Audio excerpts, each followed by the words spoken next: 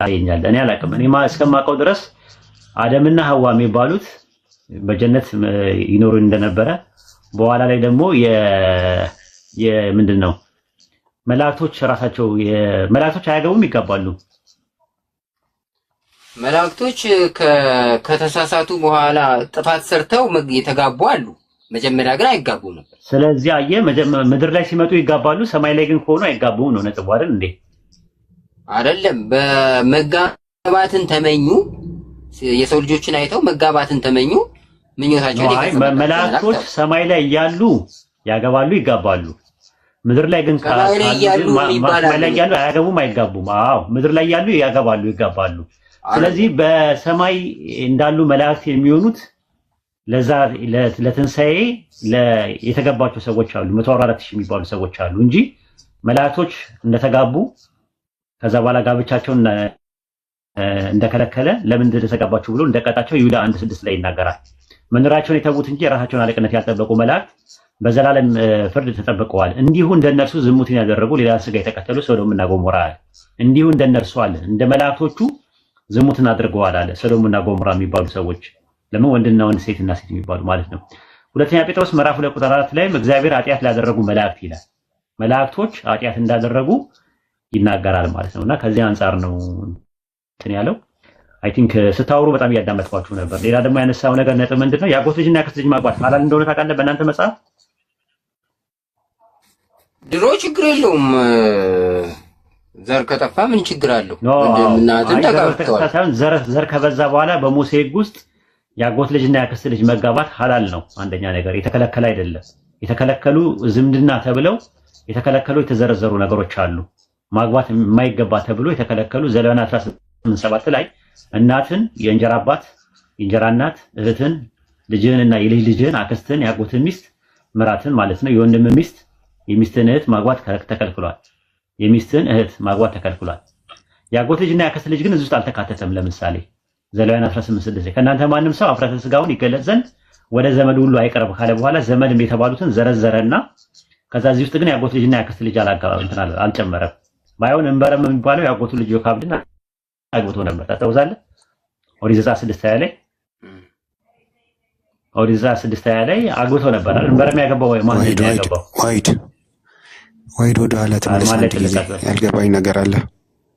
ማን ላይ ትልቅ ታብታብ አድርግ። ታች ወረድና ታብታብ አድርግ። ያልገባኝ ነገር ነበር።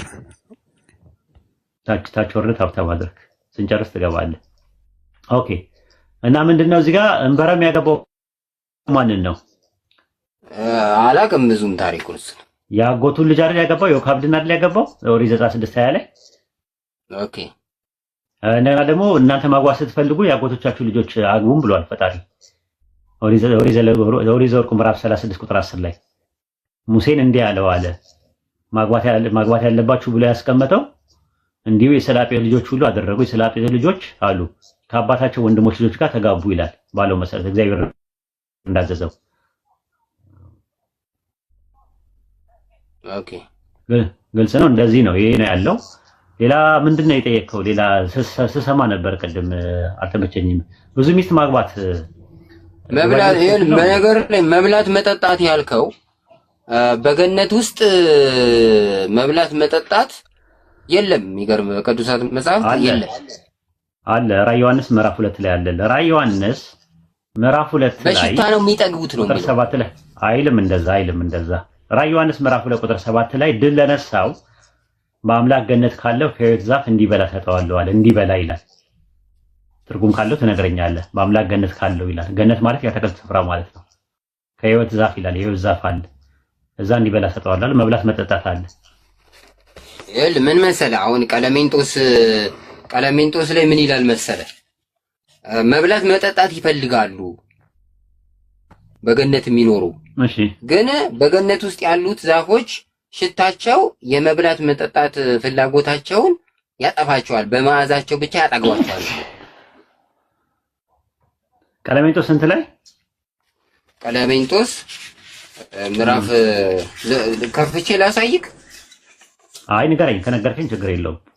ቀለሜንጦስ 7 ቁጥር 25 ላይ ቁጥር 25 ላይ አማርኛው ላይ ጴጥሮስ ሆይ በገነት ክረምት የለም በጋም የለም የዚህ ዓለም ፍትወት የለም። አየህ ፍትወት የለም፣ መብል መጠጥ የለም። በዚህችም በተመረጠችውና በተቀደሰችው ገነት የሚኖሩ ቁጥር ስንት ላይ ነው ያለው? 7 ቁጥር ስንት ነው ያልከው? ቁጥር ስንት? 25 ኦኬ። ከዛ ምን ይላል መሰለህ? ቀለሜንጦስ በነገራችን ላይ ግሪከኛው ላይ እንደዛ የሚል የለም። ቀለሜንጦስ ክሌሜንት ይሄኛው ይለያል። የኛ ቀለሜንጦስ ይለያል። እናንተ ናችሁ አይጨመራት። ግሪከኛው ላይ እንደዛ የለም። ብዙ ጊዜ ይጨመራል። ጨማሪ ሳይሆን መጽሐፉ ራሱ አጻጻፉ ልዩነት አለው። በቀደም ራሱ ዕብራን ቤት ቀለሜንጦስ ስለዚህ ቀለሜንጦስ የግሪከኛው ላይ የለም እንደዚህ የሚል ነገር ያለው እሱ አያግባባንም። ያው ሎካል ነው፣ ናሽናል አይደለም፣ ማን ኢንተርናሽናል አይደለም። የመንደር ነው ማለት ነው። የሆነ ክልል ያለው ነገር ነው ማለት ነው። ገርላቱንም ምኑንም እኮ እናንተ የመንደር ነው የምትሉት። ዞሮ እኛ እስከተቀበልነው ድረስ አይ ቀለሜንጦስ የሚባለው መጽሐፍ አንደኛ ግሪክ አለ። ገርላት እኮ ሎካል ናቸው አብዛኛው። ሃጂግራፊካል፣ ካኖኒካል፣ ሊትሮኒካል እና አፖክሪፊካል የሚባል መጽሐፍቶች አሉ። ስለዚህ አሁን ገድል የሚባሉ ነገሮች እንደየሀገሩ ይለያያል። ገድል በገድልነቱ እንይዘዋለን። ቀለሜንጦስ ግን ዓለም አቀፍ ነው መጽሐፉ። ክሌመንት ይባላል በውጭው ዓለም። ቀለሜንጦስ የሚባለው ቀለሜንጦስ ይለያያሉ እኮ ችግር የለውም። ቀለሜንጦስ አንድ ብቻ ነው የማውቀው። ሁለት አሉ። እናንተ አንዱን ነው የምትቀበሉት። አንዱ ላይ ግሪከኛው ላይ ይሄ አሁን አንተ የምትለው ነገር የለውም። እሺ ችግር የለውም። እንትሉ ላይ እንሂድ፣ የጋብቻው ላይ እንሂድ። ወደኋላ እንትኑ ማለት ነው። ጋብቻ ከአንድ በላይ መግባት ሐላል ነው ወይስ ሐራም ነው በእናንተ መጽሐፍ?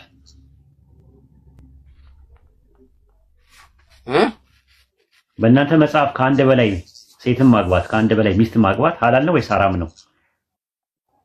ከአንድ በላይ ማግባት ክልክል ነው፣ ግን ስላገባህ ደግሞ አይደል ህጉ አይፈቅድም። ግን ብታደርገው አትቀጣም። እንደዛ ነው የጠየቁት ጥያቄ። ከአንድ በላይ ማግባት ሐራም ነው ወይ? የተከለከለበት ጥቅስ አለ ወይ ባይብል ላይ? ከአንድ በላይ አንድ ለአንድ ነው የሚለው። አዎ ከአንድ በላይ ማግባት ሐራም የተባለበት የተከለከለበት ጥቅስ አለ ወይ ነው ያልኩ።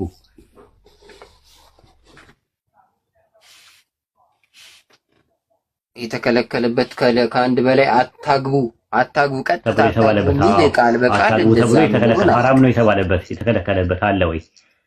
እኔ አላቅም። ጥቅስ ይኑር አይኑር አላቅም። ኦሪት ዘፍጥረት ምዕራፍ 31 ቁጥር 17 ላይ ያዕቆብ ብዙ ሚስቶች ነበሩት ይላል። መጽሐፈ መሳፍንት ምዕራፍ 8 ቁጥር 30 ላይ ጌዲዮን ብዙ ሴቶች ሚስቶች ነበሩት ይላል። ሕልቃና የሚባለው ሰው አንደኛ ሳሙኤል ምዕራፍ 1 ቁጥር 2 ላይ ሐናና ፍናና የሚባሉ ሁለት ሚስቶች እንደነበሩት ይናገራል። አንደኛ ሳሙኤል ምዕራፍ 25 ቁጥር 43 ላይ ዳዊት ብዙ ሚስቶች እንደነበሩት ይናገራል። ሰለሞን አንደኛ ነገሥት ምዕራፍ 11 ቁጥር 3 ላይ 700 ሚስቶች እንደነበሩት ይናገራል። አሽሁር አንደኛ ዜና መዋዕል ምዕራፍ 4 ቁጥር 5 ላይ 4 ሚስቶች እንደነበሩት ተነግሯል። እነዚህ ቅዱሳን ሰዎችና ነቢያቶች ከአንድ በላይ ሲያገቡ ፈጣሪ ለምንድን ነው ዝም ያለው? እኮ አሁን ዝም አለ ማለት ትክክለኛው ሕግ ይሄ ነው ማለት ግን አይደለም። እሺ ሐላል ያደረገበትን ጥቅስ እናምጣ። የተከለከለበትን አንተ ማምጣት አልቻልክም። ከአንድ በላይ ያገቡ ሰዎች አሉ። ከአንድ በላይ ሲያገቡ ግን ዝም ማለቱ ፈቀደላቸው ማለት ላይሆን ይችላል ካልክ ኦሪት ዘዳግም ምዕራፍ 21 ቁጥር 15 ላይ አንድ ሰው ሁለት ሚስቶች ፈቀደላቸው ማለት ተባከባቸው ፈቀደላቸው ማለት ነው። ፈቀደላቸው ማለት ነው ግን ትክክለኛ ነው ብሎ አይደለም። ግን የፈቀደላቸው ትክክለኛ ነው ብሎ ደግሞ ያጸደቀበት ልስጥህ። እስቲ እንግዲህ ኦሪት ዘዳግም ምዕራፍ 21 ቁጥር 15 ላይ አንድ ሰው ሁለት ሚስቶች ቢኖሩት ሁለቱንም የሚንከባከብ ይላል። ከአንድ በላይ ማግባት ሐራም ከሆነ ለምንድን ነው አንድ ሰው ሁለት ሚስቶች ካሉት ስለመንከባከብ የሚያወራው? ስለ ሁለቱም ሚስቶች መንከባከብ የሚገባው ቢኖሩት ነው የሚለው። አንድ ሰው ሁለት ሚስቶች ኢየሱስ ክርስቶስ በአዲስ ኪዳን ምን አለ መሰል ስለ ክፋት ነው ይሄንን ያደረገው ብሎ አዲስ ኪዳን ላይ እንመጣለን። አብሽር አዲስ ኪዳን ላይ እንመጣለን። አሁን ብሉይ ኪዳን ላይ እንትና የተነሰከ ካለ ወይም አብሮጌት የተደረገ የተሻረ ነገር ካለ ወደ አዲስ ኪዳን እንመጣለን። ኦሪት ዘዳግም ምዕራፍ 21 ቁጥር 15 ላይ ግን ሐላል መሆኑን ፈጣሪ ከአንድ በላይ ማግባት ሐላል መሆኑን እንደፈቀደ ያሳያል አይደል ጥቅሱ? አዎ በዝምታ ካለፈ ፈቀደዋል። በቃ ኖ አንድ ሰው ሁለት ሚስቶች ቢኖሩት ብሎ ካለ በኋላ ለዳዊት ደግሞ ብዙ ሚስቶችን በብብት ጣልኩልህ ይላል። ሁለተኛ ሳሙኤል 12:8 ላይ ለዳዊት ሲነግረው። ስለዚህ አሁን እንደዛ ነው። ወደ አዲስ ኪዳን እንምጣ። አዲስ ኪዳን ላይ ተከልክሏል ወይስ ተፈቅዷል የሚለውን እኔ እኮ ተከልክሏል እያልኩ አይደለም ከተረዳኸኝ። ኦኬ በአዲስ ኪዳን ላይ ተከለከለበት ጥቅስ የለም። ሕግና ነቢያትን ልሽር አልመጣሁም ልፈጽም ነው። ከሕግ አንዲት ነጥብ አንዲት የውጣ አታልፍም ሰማይና ምድር እስከሚያልፍ ድረስ አለ። ስለዚህ እስከ ቂያማ ቀን ድረስ ባለው አንዲት ሕግ ውስጥ እንትን አለ። ማቴዎስ ወንጌል ምዕራፍ 5 ቁጥር 17 ላይ እኔ ሕግና ነቢያትን ለመሻር የመጣሁ አይምሰላችሁ አለ። እውነት እውነት እላችኋለሁ ሰማይና ምድር እስኪያልፍ ድረስ አለ ከሕግ አንዲት የውጣ አንዲት ነጥብ አታልፍም ሁሉ እስኪፈጸም ድረስ አለ። ከነዚህ ከሕግጋቱ አንዱን ሰው የሚሽር ሰው ካለ እሱ በመንግስተ ሰማያት ታናሽ ይባላል አለ። ስለዚህ ብሉይ ኪዳን ላይ ያለው የነበረው አንቀጽ አዲስ ኪዳን ላይ ተሽሯል የሚል ተነስኳል ወይም ደግሞ አብሮጌትድ ሆኗል የሚል ማስረጃ የለም። ራሱ አንድ ያዝልኝ። ሁለተኛ ማቴዎስ ወንጌል ምዕራፍ 19 ላይ ሙሴ የልባችሁን ጥንካሬ አይቶ ነው ያለው። ስለ ዲቮርስ ነው ስለ ፍቺ ነው እንጂ ከአንድ በላይ ስለማግባት ነው እንዴ? ማቴዎስ 19 ላይ ያለው ኢየሱስ የሚናገረው ስለ ዲቮርስ ነው ወይስ ከአንድ በላይ ስለማግባት ነው? እስቲ እሱን ፓርት ቃል በቃል ካወቀው እስቲ ንገረን። አዎ ማቴዎስ ወንጌል 19:3 ላይ ፈሪሳውያን ወደ እርሱ ቀረቡና ሰው በሆነው ምክንያት ሁሉ ሚስቱን ሊፈታ ተፈቅዷልና አሉት። ስለ ፍቺ ነው የሚያወራው ስለ ዲቮርስ። እርሱ ግን መልሶ አለ ፈጣሪ በመጀመሪያ ወንድና ሴት አደረጋቸው። ሰው አባትና እናቱ ይተዋል ከሚስቱ ጋር ይተባበራል ሁለቱ አንድ ስጋ ይሆናሉ። አላነበባችሁ ምን አለ? ስለዚህ አንድ ስጋ ናቸው እንጂ ሁለት አይደሉም።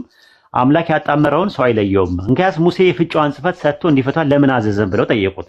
ሙሴ የልባችሁን ጥንካሬ ሚስቶቻችሁን ትፈቱ ዘንድ ፈቀደላችሁ። ከጥንት ግን እንዲህ አልነበረም አለ። መፋታት አይፈቀድም። እኔ ግን እላችኋለሁ አለ ያለ ዝሙት ምክንያት ሚስቱን የሚፈታ አመንዝራ ብዬ እላለሁ አለ። ስለዚህ መፋታት ይቻላል፣ ግን የሚቻለው አለ በዝሙት ምክንያት ብቻ ነው ብዬ አልኩኝ አለ። ሙሴ ግን አለ በሙሴ ዘመን ውስጥ አንድ ሰው የፍቺን ጽሕፈት ሰጥቶ መፋታት ይችላል የሚል ነበረ። የነበረውም የልባችሁን ጥንካሬ አይቶ ነው የሚለው ስለ ዲቮርስ ነው እንጂ የሚያወራው ከአንድ በላይ ማግባት ሐራም ነው፣ ከአንድ በላይ ማግባት አንድ ብቻ አግቡ የሚለው ደግሞ ሐላል ነው ብሎ ያስቀመጠበት ነገር የለም።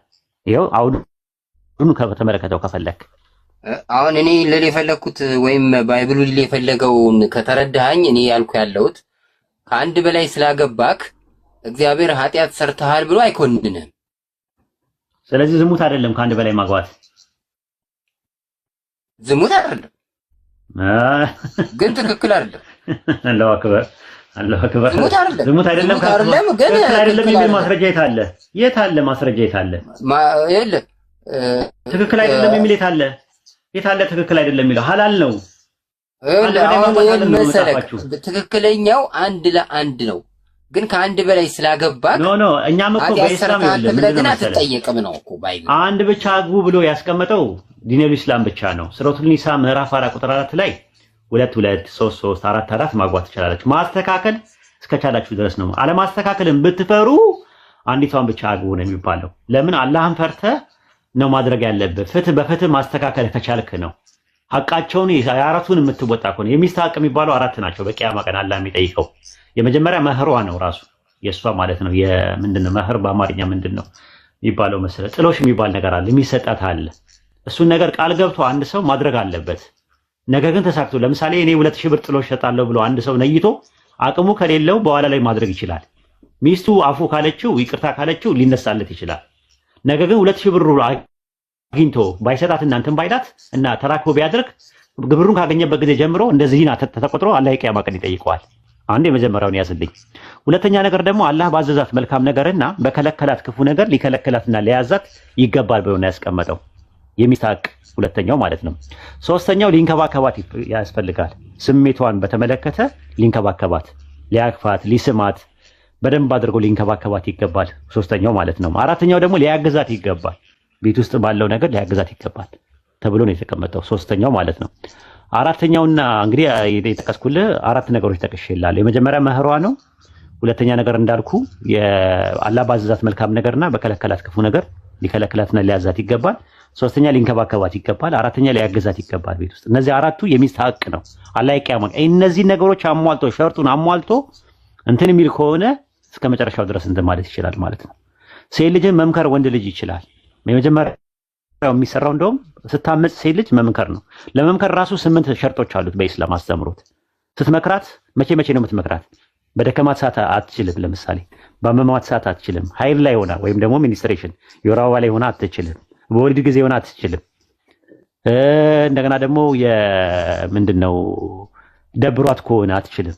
እነዚህ ወደ 8 የተጠቁ ነገሮች አሉ፣ የተባሉ ነገሮች አሉ። ምን ለማለት ፈልጌ ነው? ሴት ልጅን ሐቋን እወጣለሁ ብለህ አቱን አቅሙ አላህ ከሰጠ እስከ 4 ድረስ ማግባት ትችላለህ። ካልቻልክ ግን አንዲቷን ብቻ አግቡ ብሎ ያስቀመጠው ቁርአን ነው። በእናንተ መጽሐፍ ግን ከአንድ በላይ ማግባት ሐራም ነው፣ አንድ ብቻ አግቡ የሚል ነገር መጽሐፋችሁ ላይ ከኦሪት ዘፍጥረት እስከ ራዕየ ዮሐንስ ድረስ የለም። ሐራም ነው እኮ አይልም። እኔም እኮ ሐራም ነው አላልኩም። ሐራም ካልሆነ ደግሞ ትክክል አይደለም አይባልማ። ሐራም የሚባለው እኮ ትክክል ያልሆነ ነገር ነው። ትክክል ያልሆነ ነገር ደግሞ ወደ እሳት የሚከት ነገር ነው መሆን ያለበት። ትክክል አይደለም ለምትለው ማለት ነው። ማለት ይኸውልህ ትክክለኛው ህግ አንድ ለአንድ ነው። ግን ከዚህኛው ህግ አፈንግጠክ ከአንድ በላይ ብታገባም ደግሞ አልከለከለም ማለት ፈቅዷል ማለት ነው። ገባ? ግን ፈቅጃለሁ ብሎ ግን በስነ ስርዓቱ ትክክለኛው ከአንድ በላይ ማግባት ነው የሚል ከአንድ በላይ ማግባት ትክክለኛ የተፈቀደ ማለት እኮ የታዘዘ ማለት አይደለም። በኢስላም መፈቀድ ማለት ሙስተሃብ ነው። በእኛ ሙስተሃብ ማለት የተፈቀደ ነው። የተፈቀደ ማለት ሙስተሃብ አልኩ ሙባህ ይባላል በእኛ በኢስላም። ሙባህ ማለት ማድረግም አለማድረግም ትችላለህ። ሙስተሃብ ማለት የተወደደ ነው ማለት አይደለም። ከአንድ በላይ ማግባት ሙስተሃብ የሚባለው ጋር እንደዛ እኮ ነው። ታዲያ እንደዛ በተረዳኝ። አዎ በእኛ በኢስላም ማግባት ፈርድ አይደለም ራሱ ማለት ነው። አንድ ሰው አቅም ከሌለው ምን ከሌለው ፍላጎቱ ከሌለው ላያገባ ይችላል። በእኛ ፈርድ አይደለም፣ ግን ሙስተሃብ ነው ማግባት። አጅር አለው ካላህ ዘንድ። ከአንድ በላይ ማግባት ደግሞ አንድ ሰው ሙባህ ነው ራሱ ተፈቅዶለታል እኮ። አጅር አለው ያልከውን ድንግል መሆን አጅር አለው የሚል ነገር የለውም እኛ ጋር። ድንግልናን ጠብቀህ ስሜትን ተቆጣጥረ መኖር አጅር የለውም እኛ ጋር አይልም። እንደዛ ማግባት ነው እንደውም አጅር ያለው። እኛ ጋር ደግሞ ድንግል መሆን አጅር አለው። እሱ ጳውሎስ ሰው ብቻውን ይሆን ዘንድ መልካም አይደለም ያለው ማን ነው? አይ ጳውሎስ ቅድም እንደኔ ብትሆኑ እመርጣለሁ ያለው የበለጠ ክብር ስላለው ስሜትን መቆጣጠር ስላለው። ዘፍጥረት ምዕራፍ 2 ቁጥር 18 ላይ ሰው ብቻውን ይሆን ዘንድ መልካም አይደለም ያለው ማን ነው?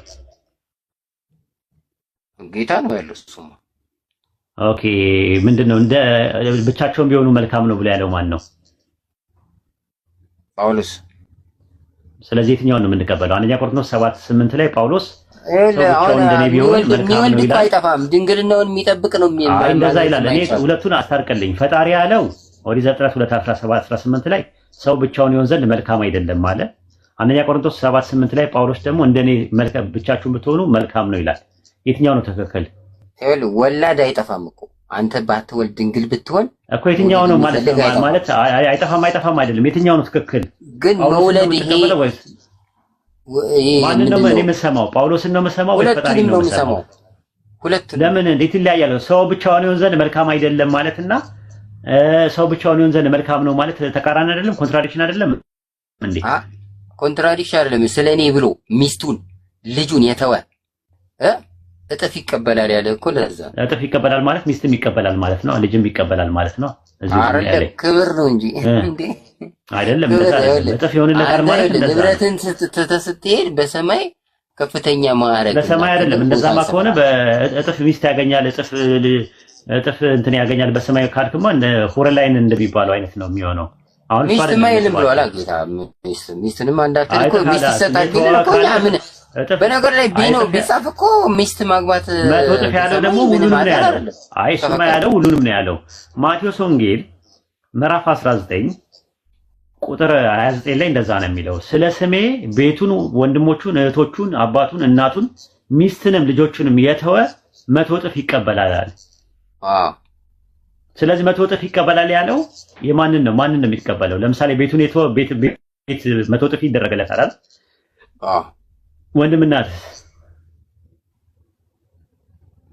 አባትና እናትስ? ሚስትስ? ልጆችስ? አባትና እናት ብዙ አባትና እናት ይኖረዋል ማለት ነው ወላጅ የወለዱት። ስለዚህ አየህ እንደዛ ነው የምትለው ማለት ነው። ስለዚህ የተወ የሚለው ነገር ኮምፐንሴሽን ክብር ነው እኮ በሰማያዊ ክብር በሰማያዊ ቦታ በምንም ይሁን። ግን አሁን ምንድነው ጳውሎስ ያለው ሰው ምን ይሆን ዘንድ ብቻውን ይሆን ዘንድ መልካም ነው ሲል ጳውሎስ ሲል ፈጣሪ ደግሞ ምንድነው ያለው? ሰው ብቻውን ይሆን ዘንድ መልካም አይደለም፣ የሚመች ረዳት ወይም ደግሞ ኢየሱስም ብቻህን ሆነ አለ እኮ እኔን ትተህ ሁሉንም ትተህ እኔን ተከተለኝ ብቻህን ሆን ብሏል። መተው ማለት ማስበለጥ ማለት ነው እኮ ራሱ። ሰው እናትና አባቱን ይተዋል ማለት ምን ማለት ነው? ሪጀክት ያደርጋቸዋል ማለት ነው። ከእናትና ከአባቱ ይልቅ ለሚስቱ ይሰጣል ማለት ነው ቅድሚያ። አይ ሁለቱም ተፈቅዷል እኮ ምለኔ አይደለም። ሰው እናትና አባቱን ይተዋል ከሚስቱ ጋር ይጣበቃል። የዚህ ዓለም ደስታ አውለው ሚስት እኮ ደስታ ናት። አንዴ ሰው እናትና አባቱን ይተዋል ማለት ሪጀክት ያደርጋል ማለት ነው ወይስ ከእናትና ከአባቱ ይልቅ ቅድሚያ ለሚስቱ ይሰጣል ማለት ነው? ትርጉሙ ቅድሚያ ይሰጣል ማለት ነው። እንደዛ ነው። ሰው እናቱን፣ ቤቱን፣ አባቱን ሁሉንም ነገር የተወ ማለት ከዛ ይልቅ ለኔ ቅድሚያ ይሰጠኝ ማለት እንጂ ሚስት ማግባት ልጅ መኖር እናትና አባት መኖር ትዳር ወይ ትዳር አታገባም ወይ ብታገባም ከዛሬ ጀምሮ እኔ ትዳር በቃኝ ብለህ ሰጠ ማለት ነው። ቅድሚያ መስጠት ማለት ነው እንጂ የተወ የሚለውን ነገር ሁለቱም የተናገረው ኢየሱስ ነው። እዛው በአንድ ምዕራፍ ላይ ነው የተናገረው። ማቴዎስ 19 ላይ ነው የተናገረው፣ ቁጥር 29 ላይ ነው የተናገረው። ሁሉንም ትቶ የተከተለኝ የሚለው ላይ የተወ ማለት ገዳም ይግባ ማለት አይደለም። የተወ ማለት ቅድሚያ መስጠት ማለት ነው። ለምን እዛው ላይ ማቴዎስ 19:4 ላይ ምንድን ነው የሚለው? ሰው እናትና አባቱን ይተዋል ከሚስቱ ጋር ይጣበቃል። ሰው እናትና አባቱን ይተዋል ማለት አንድ ሰው ሲያገባ እናትና አባቱን ሪጀክት ያደርጋቸዋል ወይም ይመንናል ማለት ሳይሆን ከእናትና ከአባቱ ይልቅ ለሚስቱ ቅድሚያ ይሰጣል ማለት እንደሆነ ሁሉ በተመሳሳይ እናቱን አባቱ ገንዘብህን ሁሉ ሽጠህ ተከተለኝ ያለው ያንን እኮ ያለን ሸጠ ተከተለ ማለት እኮ ቅድሚያ ስጠኝ ማለቱ ነው። አረ ሙሉ ጫርተና ነው እንጂ ሸጠ ተከተለኝ እኮ እሱ ለሐዋርያነት ነው አለ ብቻው ነው። እሱ እኮ ሀቢቢ እሱ ሐዋርያነት ነው። ሐዋርያነት አይደለም። ይሄኛው ሐዋርያነት አይደለም። እሱ ሐዋርያነት አይደለም። አሁን ዋናው ነጥባችን ስንመለስ ምንድነው ከአንድ በላይ ማግባት ሐራም ነው የሚል መጽሐፋችሁ ላይ የለም። ሐራም ነው የሚል እኮ የለም አልኩ እኔም እኮ በቃ። ስለዚህ ጨርሰናል ማለት ቀድም አንተ ራስህ ገለጽከው እኮ ተፈቅዷል ማለት ሳይ አማርኛ ቆንጆ አማርኛ ባለ ሙባህ አለ። ፈርድ ማለት አማርኛ ግዴታ የሆነ ማለት ፈርድ ማለት ግዴታ ኦብሊጋቶሪ ማለት ነው። ሙሳህ ማለት ደግሞ የተፈቀደ ምንድነው የተወደደ ማለት ነው። ሪኮመንድ የሚደረግና አላህ ዘንድ የተወደደው አንድ ለአንድ ነው። ህጉን ልንገርህ። አህካም የሚባሉት በእኛ በእስላም 5 ናቸው።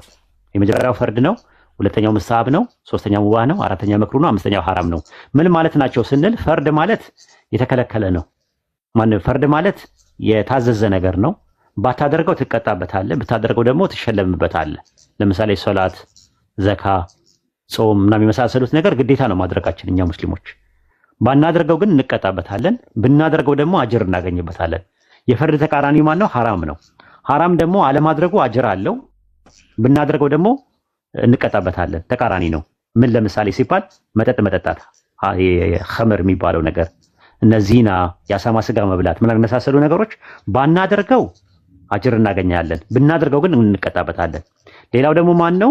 ሙስታሃብ የሚባለው ነው። ሙስታሃብ ማለት ብናደርገው አጅር አለው፣ ባናደርገው ደግሞ አንቀጣበትም። ለምሳሌ ሚስት ማግባት። የሙስታሃብ ተቃራኒ ማን ነው? መክሩ ነው፣ የተጠላ ነው መክሩ። መክሩ ደግሞ የሚባለው ደግሞ ዲቮርስ ነው፣ ጦላቅ ይባላል፣ ፍቺ። ስለዚህ አሁን አለማግባትም ወይ አልጨረስኩልህ ያልከው ነገር አልጨረስኩም። አንድ ልጨርስልህ፣ አምስቱን ለዚህ የዘረዘርኩኝ ስለሆነ ማለት ነው። የጉንጬ ልጨርስ። እንትን የሚባለው ምንድነው የመክሩ የሚባለው ነገር ለምሳሌ ፍቺ አለ። ፍቺ ባትፋታ ካላህ ዘንድ አጅር ታገኝበታለህ። አንድ ሰው ፋታለሁ ብሎ ነይቶ ቢቶ ካላህ ዘንድ አጅር አለው። ነገር ግን ቢፋታ የተጠላ ነው፣ አይወደድም። ግን ቢፋታ አይቀጣም እንደ ሐራም። ሙባህ የሚባለው ነገር ደግሞ ኒውትራል ነው ያለው፣ ዜሮ ላይ ነው። ብታደርገውም ባታደርገውም ቅጣትም ሽልማትም የሌለበት ነገር ነው። ለምሳሌ የአህሉል ኪታብን ስጋ መብላት አማራጭ በሌለበት ሰዓት ላይ የአህሉል ኪታብ ሴቶችን ማግባት ሱረቱ ማኢዳ ምዕራፍ 5 ቁጥር 5 ላይ እንዳለው ጥቅስ አይነት ማለት ነው። ስለዚህ እነዚህ 5 ህጎች ናቸው። እዚህ ጋር ጥያቄ ካለ ጠይቀኝና ወደ ሌላ ነገር እንሄዳለን እኮ። አሁን አለማግባት በድንግልና ብኖር ይሻለኛል ብለህ ብትኖር በእኛ በኢስላም እንደዛ አይደለም። ሪኮመንድ አይደለም። ትችላለህ፣ አትቀጣበትም። ክብር አታገኝበትም። በእኛ በኢስላም አጅር የለውም። በእኛ ደግሞ አጅር አለው። ለምን መሰለክ? ስሜትን መቆጣጠርክ ክብር ይሰጣል። ኦኬ ሊሆን ይችላል። ግን እኛ ጋር ግን በእኛ ባለው ነገር ማግባቱ የተወደደ ነው። ማግባት የትዳርን ጣጣ የቻለ ሰው ይጹም፣ ያልቻለ ሰው ደግሞ ማን ነው? የቻለ ሰው ያግባ፣ ያልቻለ ሰው ደግሞ ይጹም ተብሏል። ገብቷል። ግን ምንኩስና የሚባለው ነገር አላህ አልጻፍናትም ነው ብሎ ያስቀመጠው፣ የተከለከለ ነው። አልጻፍናትም ብሎ ነው ያስቀመጠው። ምንኩስና አይፈቀድም። ራሱ ሱረቱል ሐዲድ ምዕራፍ 57 ቁጥር 27 ላይ እንደዛ ነው። የፈጠሯትን ምንኩስና በእነርሱ ላይ አልጻፍንም፣ ፈጠሩ ነው የሚለው። ቢድዓ ነው ራሱ። የአላህን ውዴታ ለመፈለግ ሲሉ ፈጠሯት። ተገቢው አጠባበቋን ግን አልጠበቋትም ማለት እነማን ናቸው ለመጀመሪያ ጊዜ ያደረጉት ሲባል እና አባ አንጦስ ናቸው። አንቶኒዮ ቦጪ ሴንት አንቶኒዮ የሚባለው እና አባ አንጦስ እና አባ መቃርስ ናቸው ግብጽ ውስጥ የጀመሩት ለምንድን ነው የጀመሩት? አላህ ሲናገር የአላህን ውዴታ ለማግኘት ፈጠሯት። የአላህን ውዴታ ለመፈለግ ሲሉ ፈጠሯት። በቃ ተማሉ አይነት ሚስቲካል አፕሮች ለማድረግ ሞናስቲሲዝም የሚባለው ነገር የጀመረው ረፋይና የሚባለው ምልኩስና የሚባለው ነገር የተጀመረው ዋናው ነገር የአላህን ውዴታ ለማግኘት ብለው ነው ግብጽ ውስጥ በገዳም የጀመሩት። በኋላ ላይ ግን ተገቢ አጠባበቋን አልጠበቋትም ማለት ለምን ማጭበርበር ጀመሩ ማለት ነው። ህግጋት መፍጠር ጀመሩ። ሐላል ነው ሐራም ነው የሚል ነገር ህግ ማውጣት ጀመሩ። ለዛ ነው ሱረቱ ተውባ ምዕራፍ 9 ቁጥር 30 እና 31 ላይ ሊቃውንቶቻቸውና መነኮሳቶቻቸውን ከአላህ ሌላ አርባብ አድርገው ያዙዋል፣ ጌቶች አድርገው ያዙዋል። ለምን የአላህ ጌትነት ነው ይሄ ነገር ሐላል ይሄ ነገር ሐራም ማለት የሚችለው። ነገር ግን መነኮሳቶቻቸው እንደዛ ማድረግ ጀመሩ። ፍትሐ ነገሥት የሚባል መጽሐፍ ያንን የተጻፈው መነኮሳቶቹ ናቸው ያዘጋጁት። ከዛ በኋላው ምንድነው በኮፕቲክ የነበረው ወደ አረብኛ ተረጎሙት። ከአረብኛ ወደ ግዕዝ ከግዕዝ ወደ አማርኛ ያደረጉት ፍትሐ ነገሥት። በኋላ ላይ ደግሞ ተውት ሁሉም ማለት ነው። ኤኒዌይ ይመስላል ስለ ስላሴ ትንሽ አንዳንድ ነገሮች እንድናወራ ፈልጌ ነበረ። አደከምኩ። እሺ ቴንክ ዩ አመሰግናለሁ ስለመሸ። እሺ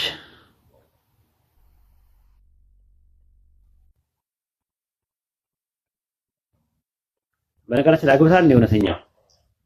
አዎ አግብተህ ነው እንትን የምትለው? አለማግባት የተሻለ ነው የምትለው? አለማግባት እኮ በጣም ከባድ ነው። አለማግባት የተሻለ ነው የሚሉ ሰዎች ያላገቡ ሰዎች ናቸው። አባባሌ ማግባትም ከብዷል። አሁንማ እኮ ማግባትም ብርቅ ሆኗል። ግን ስሜትን መቆጣጠር ግን ከባድ ነው። ተዋሻላችሁ አለ አንድ ጓደኛችን እንደዚሁ ብዙ ጊዜ ያወራ ነበርና መጨረሻ ላይ አገባ። ከዛ ወይ እናንተ ውሸታሞች ናችሁ አለ። እኛ ምን አጠፋን ስንለው ጀነት ሰማይ ላይ ነው አላላችሁም ያለ። አዎ አልነው። እዚሁ ነው ያለው አለ። እዚሁ ነው ያለው አለ። እናንተ አነገራችሁኝም እስከዛሬ ድረስ እንጂ እዚሁ ነው ያለው አለ። እና ምን ለማለት ፈልጌ ነው ያላገባ ሰው ነው ብዙ ጊዜ ማግባት ምንም አይጠቅምም ምናምን ነገር የሚለው። ያገባ ሰው ጥቅሙን ያውቃል ትዳር ውስጥ ያለውን። አላህ በቁርአን ውስጥ በሱረቱ ኑር ምዕራፍ 21 ቁጥር 22 ላይ እንደዛ ነው ከራሳችሁ የሆኑ ጥንዶችን ማድረጉ በመካከላችሁ ዝምድና ፍቅርን ማድረጉ ተረኩ ዘንድ ማድረጉ ከአስደናቂ ተአምራቶቹ አንዱ ነው ብሎ ነው የሚያስቀምጠው ቁርአን። እሺ ግን አሁን መሰረት ጥያቄው እንትን ነው ስሜትን ማስደሰት እኮ በጣም የሚያስደስት ነገር ነው፣ ደስ ይላል። ግን ስሜትን መደሰት ፈልገህ መተው ደግሞ የጥንካሬን ያሳያል። ከዛ አንፃር እኮ ነው ክብር። እሱ በሐራም የሆነ ነገር ሲሆን ነው። አሁን ለምሳሌ በሐራም በሆነ መንገድ ግን በሐላል የሚቻል እየተቻለ እንትን ማለት ምልኩስና አይፈቀድም በእኛ በእስላም ሪኮመንድ የሚደረግንም ነገር አይደለም ምልኩስና ማለት ነው። ግን አለማግባት አንድ ሰው ይችላል። ስላላገባ ትቀጣለህ የሚል ነገር የለውም። አንድ ሰው ሳያገባ የሚኖር ሰው ሊኖር ይችላል። ግን ሪኮመንድ የሚደረገው በእኛ በእስላም የኢማን ግማሽ የሚሞላበት ትዳር ነው ሪኮመንድ የሚደረገው የሚበረታታው ሙሳብ ነው። እንደዛ ነው ያለው ማለት ነው። እና ከዛ አንፃር ብታየው ጾም ራሱ እኮ ወሂድ ብትወስደው ጾምን የምትጾመው እኮ ለስጋ የምትፈልገው ነገር አለች። ግን ስትከለክላት ከአላህ ዘንድ አጅር ታገኛለህ አይደል? ለምን ምን ጾመው ለምንድን ነው? በእናንተ መጽሐፋችሁ ላይ ምንድን ነው?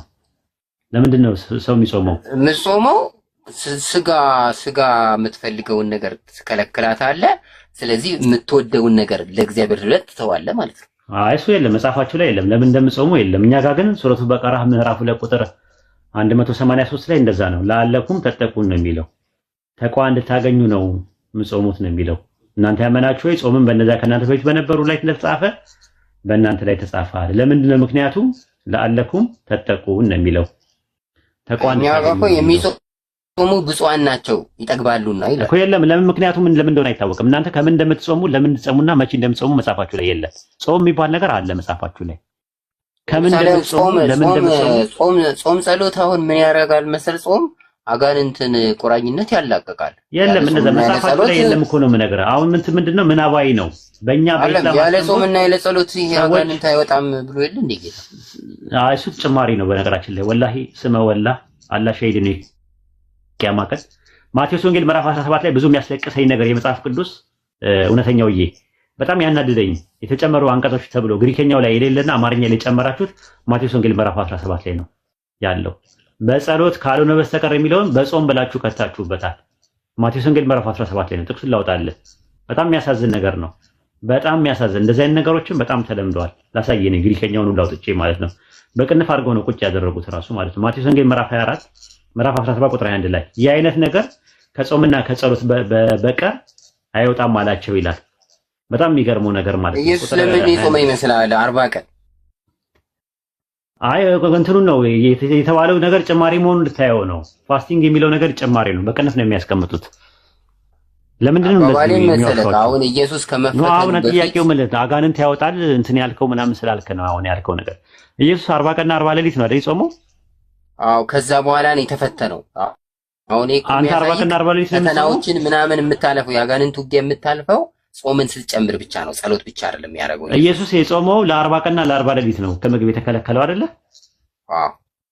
ለምንድን ነው እንደዛ ያደረገው? ለ40 ቀንና ለ80 ቀን የጾመው ስትጾምና 40 ቀንና ለ40 ሌሊት አጋንንትን ማሸነፍ ትችላለህ? አይደለም ሬቨሌሽን ሊቀበል ሲል ነው እንደዛ ያደረገው። ሙሴ ለምሳሌ ለ40 ቀንና ለ40 ሌሊት ጾሞ ነበር፣ አልበላም አልጠጣም አይደለ? ከዛ ማንን ተቀበለ? ከ40 ቀንና ከ40 ሌሊት በኋላ ቶራን ተቀበለ፣ ተውራትን ተቀበለ አይደለ? ኢየሱስም የናዝሬቱ ኢየሱስም ከ40 ቀንና 40 ሌሊት ሳይበላና ሳይጠጣ ከመጣ በኋላ ግን ቃልን ተቀበለ።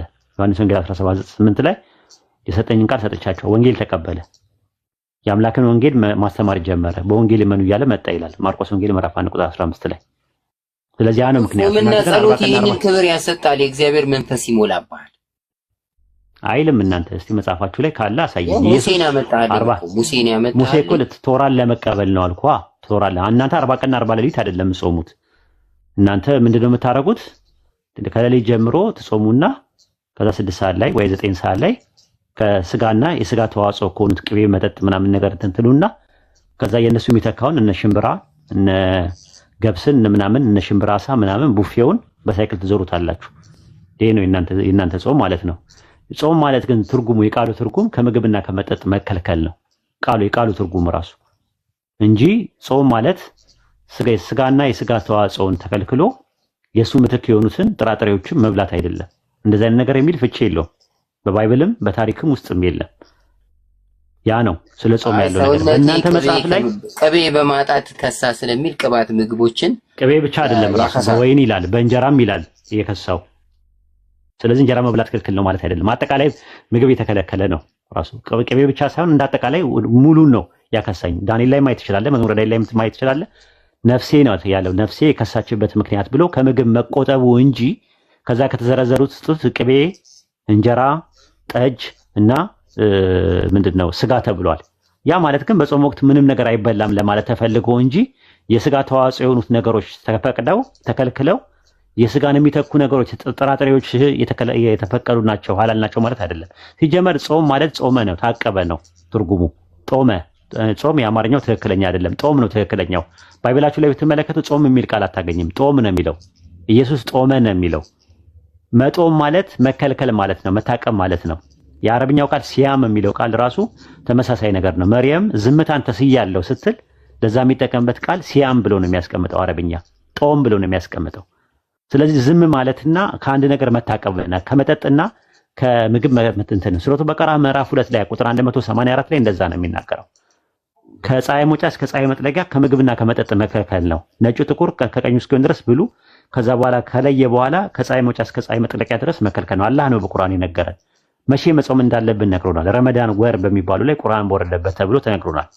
ቀጥሎ ደግሞ ከምን መጾም እንዳለብን ነግሮናል። አጠቃላይ ከምግብና ከመጠጥ ነው። ለምንጾመው ለምንድነው? ለአለኩም ተጠቁም ነው የሚለው። ምን ማለት ነው? ተቋዋ እንድታገኙ ብሎ ነው ያስቀመጠው። በእናንተ መጽሐፍ ግን ጾም የሚባል ኮንሴፕት አለ። ግን ለምን እንደምትጾሙ መቼ እንደምትጾሙና ከምን እንደምትጾሙ በግልጽ የተቀመጠው ነገር የለም በእናንተ መጽሐፍ ላይ። ኧረ አለ የለም። እስቲ አሁን ባይብል ላይ አውጣና ሳይ ለምን እንደምትጾሙ። ባይብል አሁን ለምሳሌ የባይብሉን ምን ይዘን መሰለ ቅቤ ማንበላው ስጋዬን ነፍስ ቅቤ ከማጣት የተነሳ ከሳች ይላል። እሺ ወተት እነዛ ደግሞ በጥሬ ብቻ ይጾሙ ጥሬ ብቻ በሉ የነገስታቱን ምግብ ንቀው እነ ማን ናቸው ስማቸው ሶስቱ ልጆች አናንያ አዛርያ ሚሳኤል እነሱ ናቸው መሰለኝ አይደል እንትን ያሉት የጾሙ እነሱ አናንያም ዛሬ ስለ ጾም ያወራሉ እነሱ እንትን ብለዋል ጾመዋል አልጾሙም የሚል ነገር አለ የሆነ የነሱን ምግብ ላለመብላት እሱ ለጣዖት እንትን ያለውን ነው ለጣዖት እዛ ቤተ መንግስት ውስጥ የነበረው ምግብ ስላልፈለጉ ነው በጥቅሉ ለጣዖት የተሰዋውን አለመብላታቸውን ነው የሚያሳየው እንጂ ስለ ጾም አያወራም ዳንኤል 3 ላይ ያለው አናንያ አዛርያና ሚሳኤል ስለነሱ ከሆነ መታወሪያ በአጭሩም መሰለክ ዞሮ ሰውነትህን ለመቅጣት ስለሆነ የምትጾመው መልሰህ ያላረክልህን ነገር አትበላም ጾም ማለት ሰውነትን መቅጣት ነው የሚል ነገር የለም ካለ ታመጣለህ ነው እንጂ አታገኝም ባይብል ላይ እንደዛ አታገኝም ዳንኤል ምዕራፍ 10 ቁጥር 3 ላይ ያው ማለፊያ እንጀራ አልበላውም ስጋና ጠጅን በአፌ አልገባም 3 ሳምንት እስኪፈጸም ድረስ ዘይትም አልተቀባውም ማለት እንጀራ አልበላውም ማለት ከምንም ነገር ነው እንጀራ መብላት ክልክል አይደለም ግን በምትጾምበት ሰዓት ላይ ሙሉ ነው የተከለከለው እንጀራም ስጋም ጠጅም በአፌ አልገባም ነው ያለው እሱ ደግሞ የራሱን ኤክስፒሪየንስ ነው የሚነግረው ዳንኤል 10:3 ላይ እና ምጾመው ምን ለመጉዳት ነው አይ ስጋን ለመጉዳት ነው የሚል ነገር የለም እስቲ ማስረጃ አምጣ እንደዛ ነው ለምን ተጠቁን ነው የሚለው ቁርአን እኮ ለምን እንደምጾሙ እኮ ማስረጃ የላችሁም እኮ እናንተ የምትጾሙበትን እኛ ይሄ ነው ማስረጃ አይናገርም አይ በእናንተ ምንድነው እኛ ምን ጾመው ተቋ ለማግኘት ነው ተቋ ታገኛላችሁ ተብሎ የተነገረ ሱረቱ በቀራ ምዕራፍ 2 ቁጥር 183 ላይ ተቋ ምንድነው አላህ መፍራት ያለ አላህ ፍራቻን ለማግኘት ዋና ምክንያት ሲረብህ እኮ ትሁት ትሆናለህ ጭምት ትሆናለህ ምናምን እሱ ያንተ ሎጂካል ነው ሎጂኩን ነው የምታስቀምጥልኝ መጽሐፋችን ላይ ያለውን ነገር ነው ያስቀምጥኩልህ ጾም እሱማ ይደክማልም እኮ ስለዚህ ጾም ለመድከም አይደለም ስጋን ለመቅጣት አይደለም እንደዛ የሚባል ፕሪንሲፕል የለም እና እግዚአብሔርን ታስባለህ በዛው ለእግዚአብሔር ብለህ ስለዚህ እሱ አሁን የአምላክን ተቋዋ ለማግኘት ነው የአምላክን ፍራቻ ለማግኘት ወይም ደግሞ ያላህን ፍራቻ ለማግኘት ተቋዋ በእናንተ ፈሪሃ እግዚአብሔር የሚባለው ለማግኘት ነው እኛ ምን ጾመው እናንተ ግን ምጾሙበት ከዚህ አንፃር ነው ምጾሙት የሚል መጽሐፋችሁ ላይ የለም ከዛም ባሻገር ደግሞ አጋንንትን ይመታል ጾም እንግዲህ እኔ አጋንንትን ጾም ይመታል የሚል ነገር መጽሐፋችሁ ላይ አላየሁም እኔ ካለ ታሳየኛለህ ያለ ጾምና ያለ ጸሎት ይህ አብሮ አደጋኔን አይወጣም ብሏል እንግዲህ እሱ ደግሞ ጭማሪ ነው አልኩ አላህ ሸሂድ ነው የቂያማ ቀን ታዩታላችሁ ማቴዎስ ወንጌል ምዕራፍ 17 ቁጥር 21 ላውጣልህ ግሪክኛው ላይ የሌለ በኢንተርሊኒየር ላይ በቅንፍ እንዳስቀመጡት ላውጣልህ ይሄንን ነገር ጉድህን ታያለህ ላውጣልህ ትፈልጋለህ ወይስ ታምነኛለህ እኔ አይ ማለት አይኑ አንተ ያልከው ግሪክ ላይ እንደሚኖር አምናለሁ ግን እኛ እጃችን ላይ ያለው መጽሐፍ ነው ምናምነው እኮ እሱ ነው እኮ የተጨማመሩ ነገሮች አሉ እንትን ያሉ ነገሮች አሉ ቢያንስ ስላጋንንት ማውጣት አይደለም ጥቅሱ የጠቀስከው ላይ የሚለው ጥቅሱ ግን ማቴዎስ 17:11 ላይ ያለው ግሪከኛው ላይ የሌለ ግን ኢንተርሊኒየር ላይ በቅንፍ ያስቀመጡት ነው ወላይ ካዘንኩባቸው ጥቅሶች መካከል አንደኛው ይሄ ነው ቆይ ላሳይ ሀቢቢ እንካ ልክፈት አንዴ ማሳየቱ ጥሩ ነው ህዝብ እያየው ኢንተርሊኒየር ላይ እሺ ባይዘው ቪዲዮ ይታያል ይታያል እዚህ ጋር ማቴዎስ ወንጌል ምዕራፍ 17 ቁጥር 21 ላይ ነኝ ያለሁት ልክ እንትኑ ላይ ሲደርስ በቅንፍ ያደርገዋል ይታያል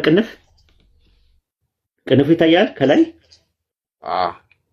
ቱ የሚለው ቱ ማለት በግሪከኛ ዚስ ማለት ነው ይህ አለ ሙሉን ማቴዎስ ወንጌል 17:21 ላይ የለውም በጾምና በጸሎት ካልሆነ በስተቀር አይወጣም የሚለው ነገር የለም ይታያል ቅንፍ መጨረሻው በቅንፍ ነው የሚዘጋው ምንድነው ችግራቸው ሲባል ከጊዜ በኋላ የተጨመረ ነው ይሄ ነገር ይሄው በቅንፍ አላህ ሸሂድ ነው የቂያማ ቀን በዋሽ ማለት ነው በሰው መጽሐፍ ላይ ብቻ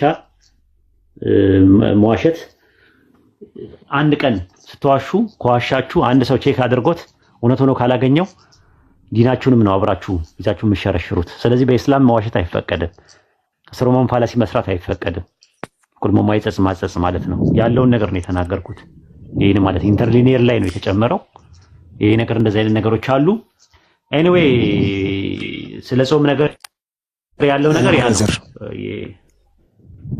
ለምን አትረጋጋ? ቪክቶር የምትባለው ቸርች እያለቀብኝ ስለሆነ ነው። ጠይቄ ልውጣ።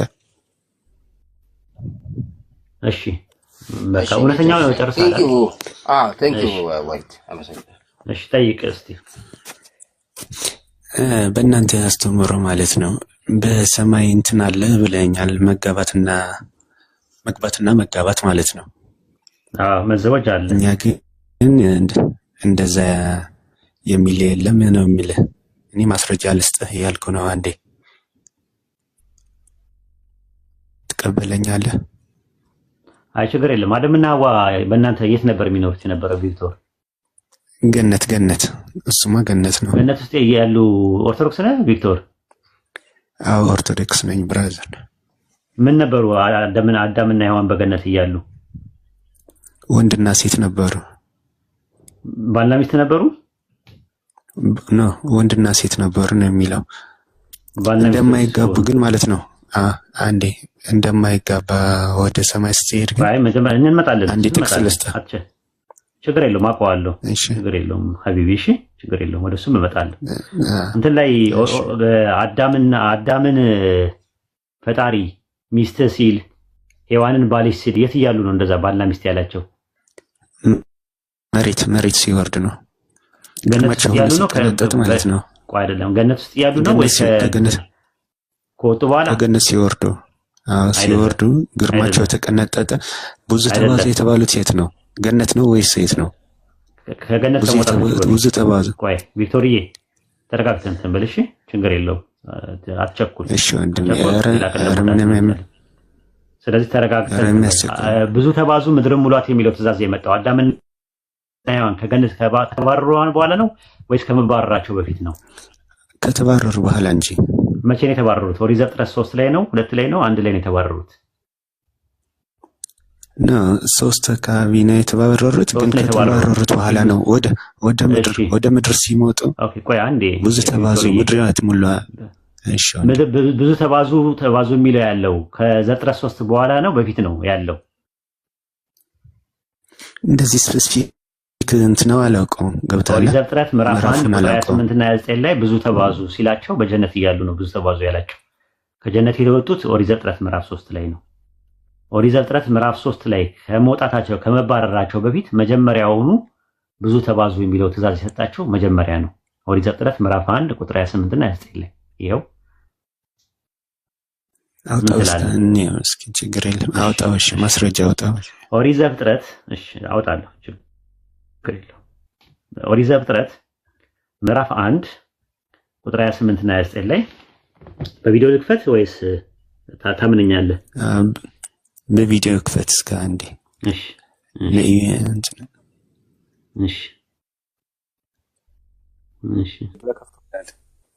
ቁጥር 28 ላይ እግዚአብሔር ከፈተ። እሺ ቁጥር 28 ላይ ይታያል እዚህ ጋር ኦሪት ዘፍጥረት ምዕራፍ 1 ቁጥር 28 ላይ ያህዌም ባረካቸው። እግዚአብሔርን በትልቁ ላድርገው፣ በትልቁ አድርጉት።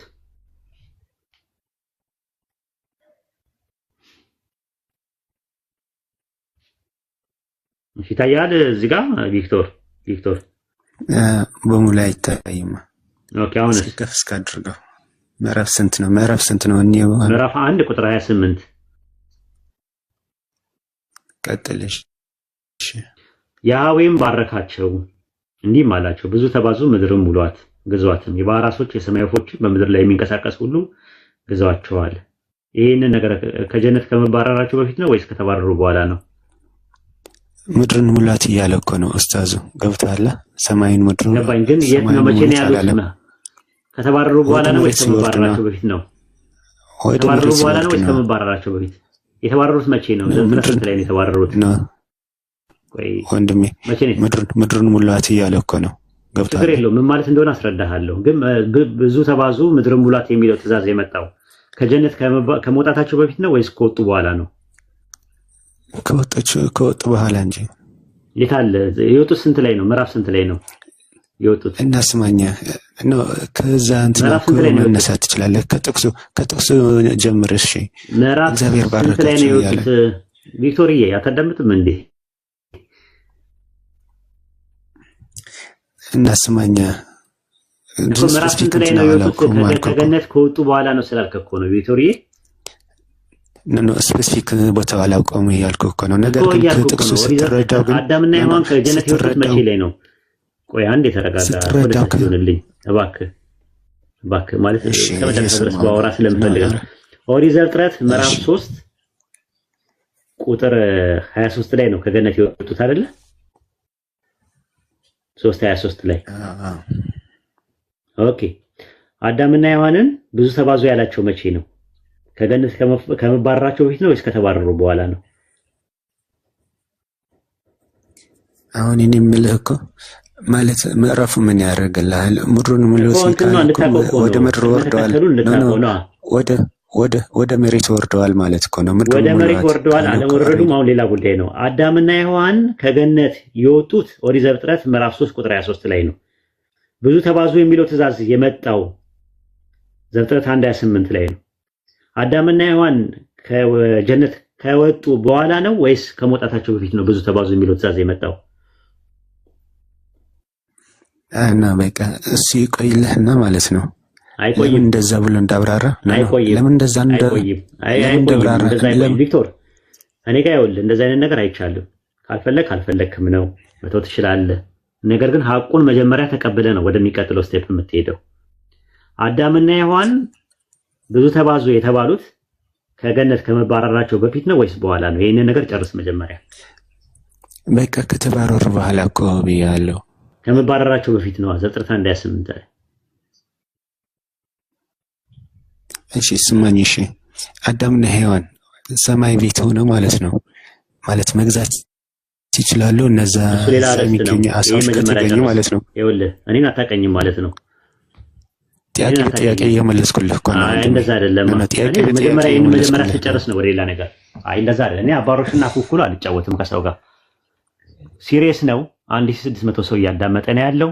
ሰው ተምሮ መሄድ አለበት።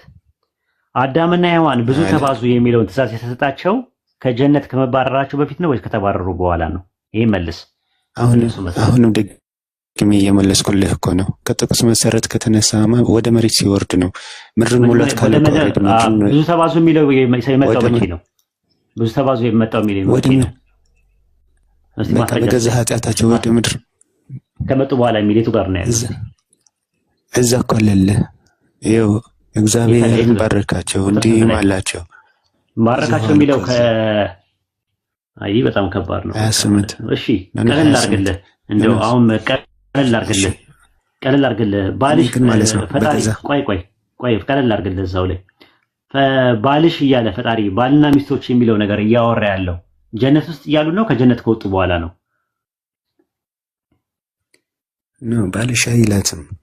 እግዚአብሔር ምን ይላል መሰለህ? ቆይ አንዴ እባክህ ቪክቶሪዬ ወደ ሰፊ ብትሆንልኝ ደስ ይለኛል።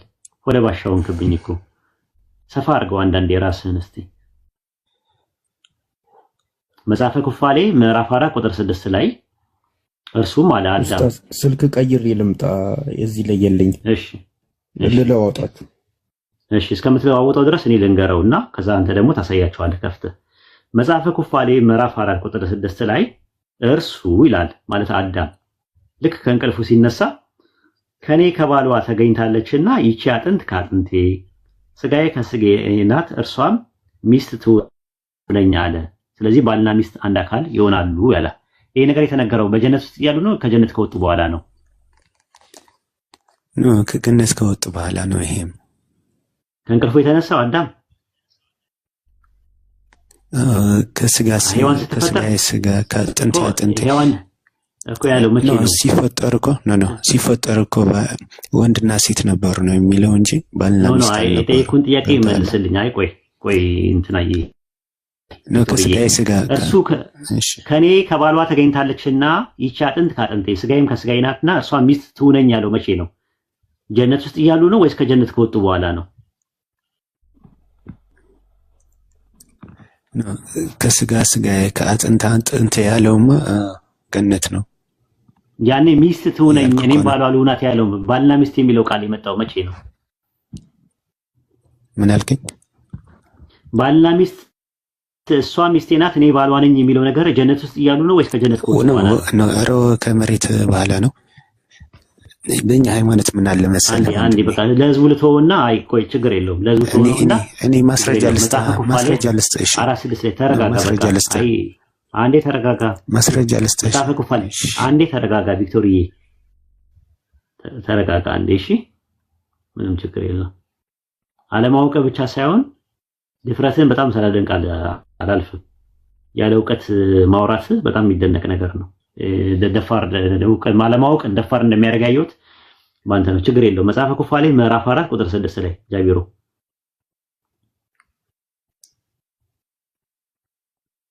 ይታያል መጽሐፈ ኩፋሌ ምዕራፍ 4 ቁጥር 6 ላይ አዳምም ከእንቅልፉ አነቃው አዳም በስድስተኛው ቀን ከእንቅልፉ በስድስተኛይቱ ቀን ከእንቅልፉ ነቅቶ በተነሳ ጊዜ ወደ እርሱ አመጣት አወቃትም እርሱም ከኔ ከባሏ ተገኝታለችና ይቺ ያጥንቴ ፍላጭ የስጋዬ ቁራጭ ናትና ሚስት ትሁነኝ አለ ይላል ባልና ሚስት የሚለው ነገር የነበረው ጀነት ውስጥ እያሉ ነው ወይስ ጀነት ከወጡ በኋላ ነው ይሄን የተናገረው እኔ ይሄን አላነበብኩትም ገብቶሃል መጽሐፈ ኩፋሌ እንደሚባል አላወቅም መጽሐፈ ኩፋሌ 4:6 ላይ ባለው ጥቅስ መሰረት ባልና ሚስት የሚለው ጀነት እያሉ ነው ወይስ ከጀነት ከወጡ በኋላ ነው ይሄ ነው ጥያቄው አንተ የጻፍከው ይሁን ማን እንደ እኔ አላውቀውም ገብቶሃል እኔ የሚያውቀው እኔ ማስረጃ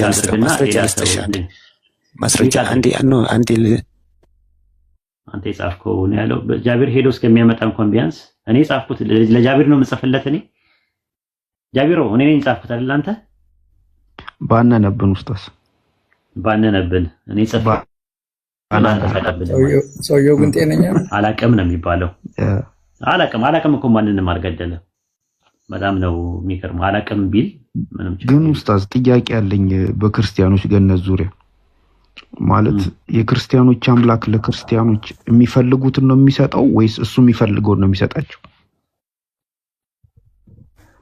ሰላም አለይኩም በጣም ከባድ ጥያቄ ነው ሃርድ ኮፒውን እናሳያቸው እንዴ 80 ያለው ወአለይኩም ሰላም ወራህመቱላሂ ወበረካቱ ቤትሻ እንደዚህ አይነት ኢግኖራንስ ያው በአፕሊኬሽን ካልሆነ በመጽሐፉን አሳያቸው ከባድ ነው እንደዚህ አይነት ሰዎች ማስተናገድ እንትን ደፋር ያደርጋል ማን ነው ወይድ ምንድነው መሰለህ አሁን እኛ ጋር መግባት መጋባት የሚለውን ነገር መቀበል ማንችለው አንደኛ ኢየሱስ ማግባት መጋባት የለም ማለት ሁለተኛ አዳምና ሔዋን ኩፋሌ ላይ ያለውን እስኪ ንገረን አንተ እውነተኛው ኩፋሌ ላይ 7 ዓመት ሲኖሩ ኩፋሌ ላይ ራሱ አለኮ ልጅ አልወለዱ ባልና ሚስቶች ናቸው ባልና ሚስት ናቸው ግን ልጅ የለም አይ ባልና ሚስት የተባሉት ጀነት ውስጥ እያሉ ነው ወይስ ከጀነት ከወጡ በኋላ ነው ጀነት ውስጥ ነው በጣም አመሰግናለሁ በቃ እኔ እንደዚህ ነው በሐቅ የሚናገር ሰው ነው የምፈልገው እሺ ቤቴ ላይ ግን አልወለዱም አሁን መጋባት ነው አወቃትስ የሚለው ቆይ አንዴ ነው አወቃት የሚለውስ ምንድነው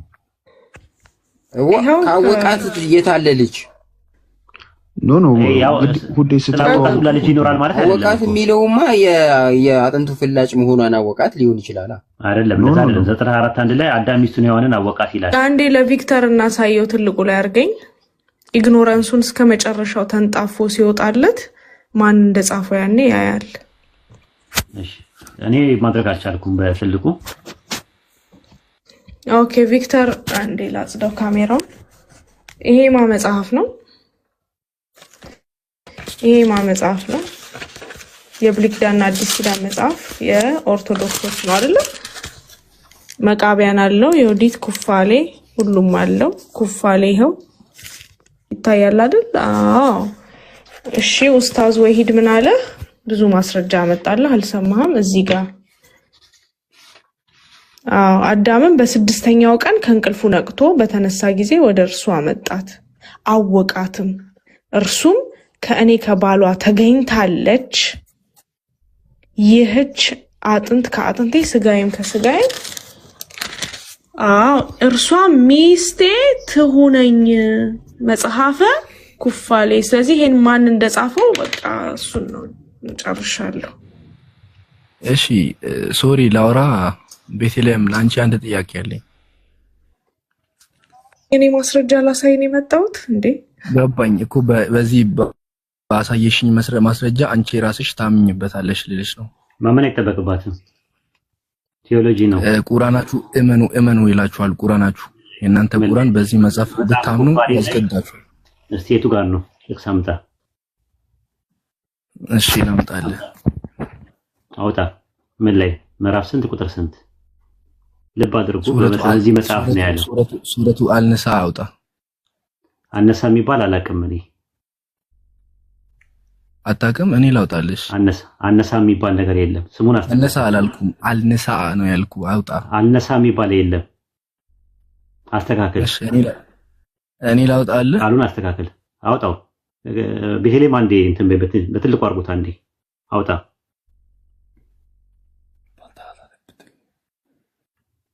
ያው ክፈት። እሺ አነሳ አታውቅም አንተ? አነሳ አታውቅም? አነሳ የሚባል የለም። አነሳ አላልኩም። በደንብ አነሳ ነው ያልኩ። አነሳ የሚባል ነገር የለም። አውጣው እስቲ አውጣው። እንደዛ የሚል የለም። እሺ አሁን እኔ ታውቃለህ እኮ። እሺ ላንብበው። እሺ ቃሉን አንተ አንብበው ሳይሆን አውጣውና አነሳ የሚል ነገር አውጣ እስቲ። የቱ ጋር ነው አነሳ የሚል ነገር ቃል ያለው? አውጣው። እሺ ጠብቀኝ ላውጣልህ።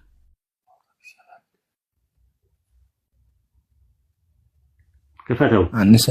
አነሳ አታውቅም አይደለ? እሺ ልክፈትልህ። ቆይ አነሳ አታውቅም ይላል። እንደዛ የሚባል ቃላት የለም። ቃሉን አስተካክለው ነው የተባልከው። እሺ ጠብቀኝ አንዴ። ትንሽ ቆይተህ ናሳ እንዳትለን አይደለም። ያው ቃሉን በትክክል አስተካክለህ በል ነው ያልኩህ። እሺ የሴቶቹን ምዕራፍ አውጣልኝ። የሴቶቹን ምዕራፍ ብላ ሱረቱን ኒሳ። አዎ አነሳ አይደለም፣ አስተካክለው ጎበዝ። እሺ የሴቶቹን ምዕራፍ ብያለሁ እኮ አውጣልኝ። ምዕራፍ ስንት ቁጥር ስንት? ምዕራፍ 4 ምዕራፍ 4 ቁጥር ስንት? 134 ይመስለኛል። አውጣልኝ። 136 እሺ ምን ይላል? እስቲ አንብብልኝ። እናንተ ያመናችሁ ወይ በዚያ በነብዩ ላይ በተወረደውና ከዛ በፊት በተወረደው መጽሐፍ መኑ ነው የሚለው። በተወረደው መጽሐፍ መኑ ይላል። ያ መጽሐፍ ማን ነው ይላል? እስቲ እንደገና አንብበው። ሱረቱ ኒሳ ምዕራፍ 4 ቁጥር አንተ አንብበው። አጠገብህ ካለ ይሄ በቃ ታርግልኛለህ። አይ አላረግልህም። አንተ ነህ እንጂ ማውጣት ያለብህ። አንተ ባለቤቱ አይደለ እንዴ? ኤቪደንስ ራስህ ነው ማቅረብ ያለብህ። እኔ አሁን ታጥቄ ነው የእናንተ መጽሐፍ። አዎ የእናንተ መጽሐፍ አሁን ታጥቄ ነው። በቁርአን አምናለሁ። ማውጣትን የሚጠበቅብህ አንተ ነህ ማውጣት የሚጠበቅብህ። እኔ በቃል ያውቀዋለሁ፣ ችግር የለብኝም። ግን አንተ ማውጣት አለብህ። አንተ አውጥተህ አንብበው። እንደዛ እናንተ ያመናችሁ ወይ በአላህና በመልእክተኛው በዚያ በመልእክተኛው ላይ ባወረደው መጽሐፍ በዚያም በበፊቱ ባወረደው መጽሐፍ እመኑ ነው የሚለው። መጽሐፈ ኩፋሌ አይልም። ባወረደው መጽሐፈ ኩፋሌ ወርዷል ብላችሁ አታምኑም እናንተ። በማን ላይ ነው ያወረደው? ምንም የተገለጸው ነገር የለም። እናንተ ጋር ያለው መጽሐፍ ስንት ነው? ብሉይ ኪዳን 46 መጽሐፍቶች አሉ። ከ46ቱ መጽሐፍቶች ውስጥ አንደኛው መጽሐፈ ኩፋሌ ነው። እዚህ ጋር ባወረደው መጽሐፍ እመኑ ነው የሚለው። የወረደ መጽሐፍ አለ ነው ብሎ የሚያስቀምጠው። መጽሐፈ ኩፋሌ ወርዷል ብላችሁ አታምኑም። አንድ ስለ መጽሐፈ ኩፋሌ አያወራም፣ አሁን ስለያዘችው መጽሐፍ። ስለዚህ አሁን የጠየቁት ጥያቄ ምንድነው? አንብቦ እናንተ ያመናችሁ ወይ በአላህና በመልእክተኛው በዚያም በመልእክተኛው ላይ ባወረደው መጽሐፍ በዚያም ከበፊቱ ባወረደው መጽሐፍ እመኑ ይላል።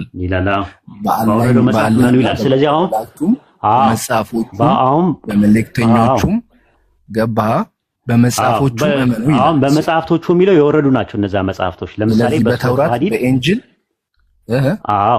መጽሐፈ ኩፋሌ ግን አይልማ። ኩፋሌ አይልማ።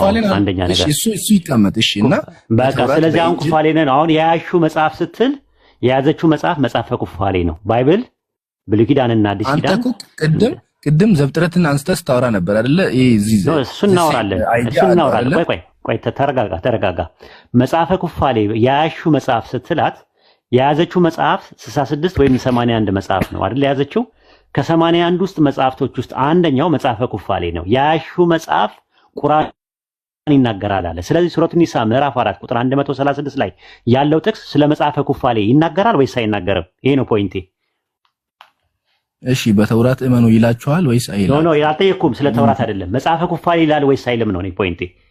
ምኑ አሁን ያስከው ሱረቱ ኒሳ ምዕራፍ 4 ቁጥር 136 ላይ ያለው ጥቅስ እሱ ጥቅስ ላይ እናንተ ያመናችሁ ወይ በአላህና በመልእክተኛው በዚያ በመልእክተኛው ላይ ባወረደው መጽሐፍ በዚያ በበፊቱ ባወረደው መጽሐፍ እመኑ ሲል መጽሐፈ ኩፋሌ ይላል ወይ ነው ጥያቄው። ቁርአኑ ይላል ቃል በቃል መጽሐፈ ኩፋሌ ቃል በቃልም አይሆን በሐሳብም ደረጃ መጽሐፈ ኩፋሌ ይላል ወይ ማለት እኮ አይጠበቅበትም። ስለዚህ የለማ የያሹ መጽሐፍ ላይ ቁርአኑ ይመሰክራል። ተመልከት እንግዲህ አሁን በዚህ ነው እንትን ምንለው። አሁን ምንድነው ፖይንታችን ያለው ሱረቱ ኒሳ ምዕራፍ 4 ቁጥር 136 ላይ ስለ መጽሐፈ ኩፋሌ አያወራም። ታዲያ እንደዛ ከሆነ በአላህና በመላእክቱ በመጽሐፍቱ እመኑ ሲል እሺ ቀጥል ሂድ አሁን ለምሳሌ በመጽሐፎቹ ሲል አጠቃላይ ስለ መጽሐፎቹ ይናገራል እንጂ ስለ እንደዚህ የእመን ያልኩ መናገር ይቆራረጣል። እናትዬ አስተካክለው ወይ 15 ሰከንድ ዝም ብለህ ሚውት አድርገው እንትን በለው ፍላይት ሙድ ላይ አድርገው። እሰማለሁ ትቆራረጣለህ። 15 ሰከንድ ፍላይት ሙድ አድርገው እንጠብቃለን። ይሰማኛል። ኦኬ አሁን አንተ እየተሰማህን አይደለም ማለት እንዳታወራ ሳይሆን በቃ እንድንደማመጥ እና ቱ ዘ ፖይንት ለማውራት ሀሳቡ እንዳይደራረብ ቤቲ መጽሐፈ ኩፋሌን ስታወጣው ይሄን በዚህ መጽሐፍ እመኑ ይላል ቁርአን አልክ። ይሄንን ሐሳብ ወይ ድምጽ አይሰማም ነው ወይ አሁን ትሰማለህ? ድምጽ አይሰማም ነበር ለእናንተ? አዎ ትቆራረጣለህ። አሁን እኮ ኔትወርክ እኮ ነው በደምብ እንድናዳምጥ እኮ ነው። አትሰማም ያልን ኔትወርክ ኖርማል እየሰራ ነው ኔትወርክ። እኔ ጋር ምንም የኔትወርክ ችግር የለም እኮ። ይቆራረጥ ነበር እኮ አሁን ይቆራረጥ ነበር። አሁን ደህና ነው። እስቲ አውራ ምን አልከን? ኦኬ እሺ እንደዛ ከሆነ አሪፍ ነው። እና አሁን መጽሐፎቹ የሚለው እኮ የግድ በዘፍጥረት እመኑ በዘጸአት እመኑ መባል ነው እንዴ አንተ ምትፈልገው? ስለዚህ አሁን ምንድነው ያወጣችሁ መጽሐፍን ታምኝበታለሽ ወይ ስትላት ናቲ መጽሐፈ ኩፋሌን ነበር ያወጣችሁ የነበረው። ስለዚህ ማመን አይጠበቅባትም ስንል ቆይ አንዴ ናቲ ማመን አንደራረብ ናቲዬ፣ ሚስ አንደርስታንዲንግ እንዳይፈጠር አንደራረብ፣ ያው መሰረታዊ ችግር እንዳይው ማለት ነው። ምንድነው አንተ ምንድነው ያልከው? መጽሐፈ ኩፋሌን አውጥታ ስታነብ ታምኝበታለሽ ወይ ስትላት እኔ ምን አልኩኝ? ማመን አይጠበቅባትም። ቲዮሎጂ ነው ኮምፓራቲቭ ሪሊጅን ያዝ ነው። አንድ መጽሐፍን ለጠቅሶና ለማጣጣቅሶ ለመሞገትና ለመሟገት ማመን አይጠበቅባትም ስንል ቁርአን እንድታምኝበት ይሄንን መጽሐፍ ያዝሻል አልክ። የቱ ጋር ብለን ስንል ሱረቱ ኒሳ አልክ።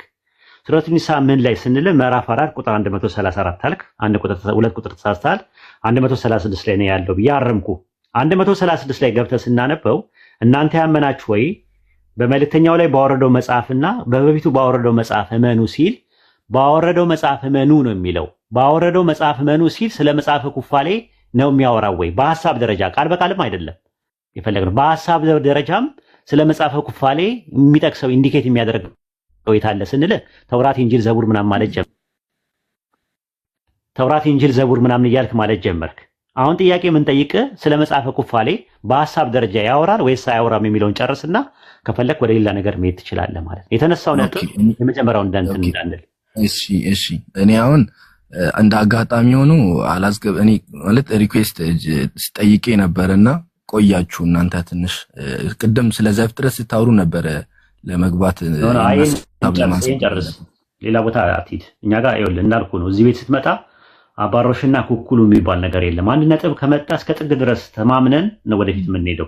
ስለዚህ እኮ ምን አድርግ ነው አሁን እኔ መጽሐፈ ኩፋሌ ስለ መጽሐፈ ኩፋሌ ያወራል ያልክበት አያወራም በሚለው ነገር እንጨርሰና ከዛ ወደሚቀጥለው እንሄዳለን። ስለ ኩፋሌ እሺ አያወራም። እኔ አሁን ስለ ኩፋሌ ያወራል አላልኩምና ስለዚህ ቤተልሔም ሰማሽው? ሰምቻለሁ። በቃ ስለዚህ አምኗል ማለት ነው።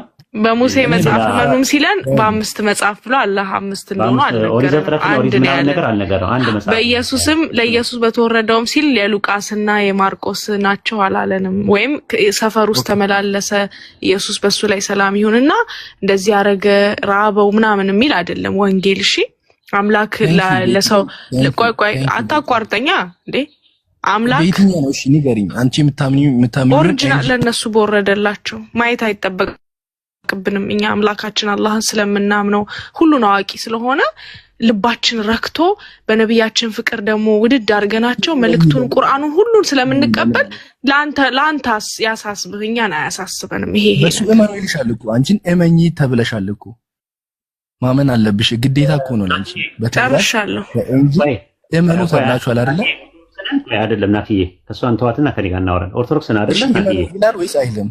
አይደለም እናቴ አንዴ ተረጋግታ አውራኝ ደስ እንዲለን እባክህ። እሺ ግን ከዚህ በላይ እንደተደረጋጋው እኮ አይ እንትን ነው እኮ የምልህ የምጠይቀን ጥያቄ እንትን እንድናወራ ነው ሰፋ አድርገን። እመኑ ይላል። አዎ ልክ ነህ ይላል አይደለ? አዎ አሁን ምንድነው እዛ ላይ እመኑ ሲል አሁን ጥያቄ የምጠይቅ ኦርቶዶክስ ነህ? ለአርጊመንት እንዲመጣ አይደለም ፕሮቴስታንት ነህ። ፕሮቴስታንት ነህ? ኦኬ። በኢብራሂም ላይ በተወረደው እመኑ ይላል አይደል? ቁርአን አዎ በኢብራሂም ላይ በተወረደው እመኑ ሲል በኢብራሂም ላይ የተወረደው ምንድን ነው? በቃል በቃል በኢብራሂም ላይ በወረደው አይልም። በኢንጂል በተውራት በዘቡርም እንድታምኑ ለእናንተ ይላል። ቆይ ይላል። ካሳየውስ ምን ታደርጋለህ? እሺ ታሳያለህ፣ ችግር የለም። እኔ ግን ያየሁት ይቅርታ ትጠይቃለህ ወይ? በኢብራሂም ላይ በተወረደው የሚል ነገር ካየ ይቅርታ ትጠይቃለህ ወይስ አትጠይቅም? ይኸውልህ አሁን እሺ በዘቡር በኢንጂል በተውራት እመኑ ይቃለህ ወይስ አትጠይቅም? ኧረ ሰው በእናትህ የሰውን ጊዜ አታባክን እንዴ! እኔ አሁን ቤታችሁ መጣሁኝ አይደለ? እስቲ አክብርና እኔንም አክብር። ወደ ኢብራሂም በተወረደ አይልም አልክ በድፍረት። ስለዚህ አሁን በተወረደ ወደ ኢብራሂም እንደተወረደ አላየውም ነው የሚባለው እንጂ የለም አይባልማ። እናትዬ ላሳየህ፣ ለማንኛውም ላሳየህ በቀን ኧረ ቆይ ላሳየህ እንጂ እናትዬ ምን ሆነ ነው መልስልኝና የለም አልካ በድፍረት። ይኸውልህ ምን አለ መሰለህ እናትዬ ተረጋጋ። በጣም ብዙ ሰው እያዳመጠ ነው ያለው፣ 1600 ሰው እያዳመጠ ነው ያለው። ክርስቲያኖችም ከስር ይታዘበዋል። ለአንተም ለሊናም ጥሩ አይደለም። አንደኛ መጀመሪያ የለም አልክ እርግጠኛ ባልሆንክበት ነገር ላይ። ሁለተኛ ነገር ደግሞ ምንድነው እንዳለ ላሳየህ። አታምንም፣ በኢንጂል ታምናለህ አታምንም? በኢየሱስ ላይ በተወረደው ማለት ነው። ተረጋግተህ ማውራት ካልቻልክ ታች ሆነ ከአቅም በታች ማሰብ ከቻልክ ታች ሆነ ታፕታፕ ታደርጋለህ። አታውርዱት። ማስጠንቀቂያ ነው የሰጠሁት እኔ። አታውርዱት፣ ናግባ አታውርዱት። ከአቅም በታች የምታስብ ከሆነ ከአቅም በላይና እንደ አቅም ካላሰብክ ታች ወርደህ ታፕታፕ ታደርጋለህ ማለት ነው። ለኢብራሂም የተወረደ የሚል ነገር ቁርአን የለም ብሏል። አሁን ጥያቄ የምንጠይቀው ምንድነው? አትዬ ተረጋጋ እሺ። እንደ አቅም አስብ። ከአቅም በታች ካሰብክ ታች ያወርዱና ታፕታፕ ታደርጋለህ። አይመጥንህም እንደዛ አይነት ነገር እንዳይሆን ሰፋ አድርገው ራስህ። ለኢብራሂም በተወረደው የሚል የለም ብለሃል። ላሳየህ። እሺ አሳይ። ሱረቱ ኒሳ ምዕራፍ 4 ቁጥር 163 ላይ አላህ ምን ይላል? እኛ ወደ ኑህና ከእርሱ በኋላ ወደ ነበሩት ነቢያት እንዳወረድን ወደ አንተ አወረድን። ወደ ኢብራሂም፣ ወደ እስማኤል፣ ወደ ይስሐቅ፣ ወደ ያዕቆብ፣ ወደ ነገዶቹ፣ ወደ ኢሳ፣ ወደ ሱለይማን አወረድናል። አሁን ጥያቄ የምንጠይቅህ ባወረደው እመኑ ሲል አላህ በኑህ ላይ በተወረደው፣ በኢብራሂም ላይ በተወረደው፣ በእስማኤል ላይ በተወረደው፣ በይስሐቅ ላይ በተወረደው፣ በያዕቆብ ላይ በተወረደው እያለ ይናገራል። አሁን አንተን ጥያቄ የምንጠይቅህ ወደ ኑህ የተወረደው፣ ወደ ኢብራሂም የተወረደው፣ ወደ እስማኤል፣ ወደ ይስሐቅና ወደ ያዕቆብ፣ ወደ ነገዶቹ የተወረደ መጽሐፍ እናንተ ጋር አለ? ስለ እናንተ ነው የሚያወራው? ስለ እናንተ መጽሐፍ ነው የሚያወራው? አዎ ስለ መጽሐፍ ቅዱስ ነው የሚያወራው። እሺ የቱ ጋር ነው ያለው? ወደ ኑህ የወረደው መጽሐፍ እናንተ ጋር ያሳየኝ ካለ። እሺ ወደ ኑህ የወረደው ወደ ኑህ መልሰህ ጥያቄ ጠየቀኝ። ቴንክ ዩ መልስላለሁ። ግን መጀመሪያ ጥያቄ መልስ። ቁርአን እመኑ ይላል ግን ወደ ማን ወተወር? አዎ ከዛ በፊት በወረዳው ሱረቱ ኒሳ ምዕራፍ 4 ቁጥር 136 ላይ ቅድም ያነበብኩ መጽሐፍ ላይ በመጽሐፍቱ መኑ አለ። እነዛ መጽሐፍቱ ደግሞ ሱረቱ ሐዲድ ምዕራፍ 57 ቁጥር 25 ላይ ከአንተ በፊት መልእክተኞች ላክን ወደ እነርሱ መጽሐፍትን አወረድን ይላል። አሁን ያወረድን በእነሱ መኑ አለ በተወረደው ወደ ማን የተወረደው ብሎ ደግሞ ሲዘረዝረው ምን አለ? ወደ ኑህና ከሱ በኋላ ወደ ነበሩት ነቢያት አለ። ወደ እነማን አለ? ወደ ኢብራሂም፣ ወደ እስማኤል፣ ወደ ይስሐቅ፣ ወደ ያዕቆብ፣ ወደ ነገዶቹ አለ። እናንተ መጽሐፍ ላይ 66ቱ መጽሐፍ ላይ ብሉይ ኪዳን ላይ ባሉ መጽሐፍቶች ውስጥ ወደ ኑህ የተወረደ መጽሐፍ፣ ወደ ኢብራሂም ወደ ተወረደ መጽሐፍ፣ ወደ እስማኤል፣ ወደ ይስሐቅ፣ ወደ ያዕቆብና ወደ ነገዶቹ የተወረደ መጽሐፍ ካለ ንገረኝ። እመኑ ብሎ ቁርአን ያለው።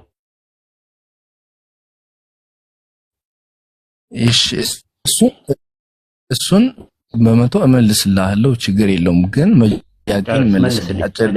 ሆነች በኢንጂል ታምናለህ? ቀድሜ በኢንጂል ይላል። እኔ እኮ ነኝ የጠየኩህ ቀድሜ።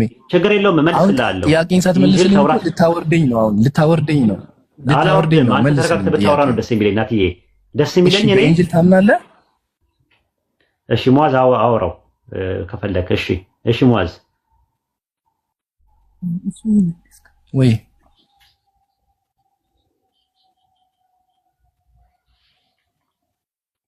ኢንሻአላህ። እሺ